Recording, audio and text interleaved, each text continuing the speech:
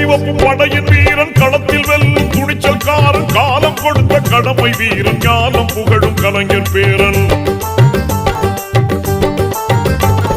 கருப்பு சிவப்பு படையின் வீரன் களத்தில் வெல்லும் துணிச்சல்காரன் காலம் கொடுத்த கடமை வீரன் ஞானம் புகழும் கலைஞர் பேரன் திருப்புவளையின் வழியில் வந்த தமிழ் குருதி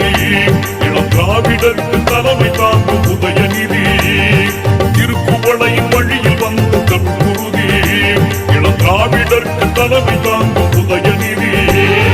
கருப்பு சிவப்பு படையின் வீரன் களத்தில் வெல்லும் துணிச்சல்காரன் காலம் கொடுத்த கடமை வீரன் ஞானம் புகழும் கலைஞர் பேரன்